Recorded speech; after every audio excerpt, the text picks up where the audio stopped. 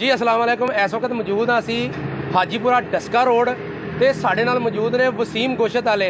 इन्हां दे कोल फार्मी गोश्त भी है ते इन्हां कोलों मुर्गी देसी भी है ते नाल इन्हां कोलों वड्डा जिहड़ा गोश्त है जिन्हों मोटा गोश्त कहा जाता है वो भी जनाब इत्थों दस्तयाब मिलता है ते गोश्त इन्हां कोल रोज़ दे रोज़ ताज़ा सानूं मिल सकता है। आओ साडे नाल मौजूद ने वसीम साहब, आओ जनाब असीं इन्हां नूं पुछने आ कि इन्हां दी दुकान ते गोश्त जिहड़ा मिलदा वे वो किस तरह वेचदे ने। जी जी जी जनाब, गोश्त साडा ताज़ा हुंदा है।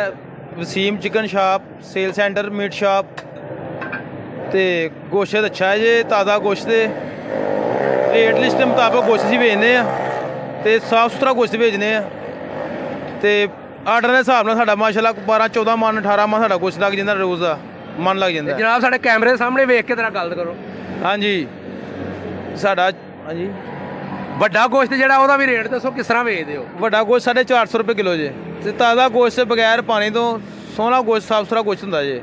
चिकन भी अच्छा है, ताज़ा बिल्कुल गोश्त जे 12-14 मन गोश्त लगता है ते बिल्कुल फ्रैश चिकन हुंदा जे। साडा रेट लिस्ट मुताबिक 290 रुपये का रेट है ते वड्डा गोश्त 450 रुपये किलो है।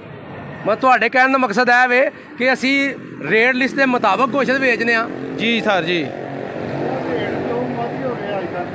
रेट पिछे फार्म माल बहुत महंगा होया जी, पिछे माल बहुत ज़्यादा कम है इसी वजह नाल। हाँ जी हाँ जी, चूजा नहीं पलता इसलिए। हाँ जी जी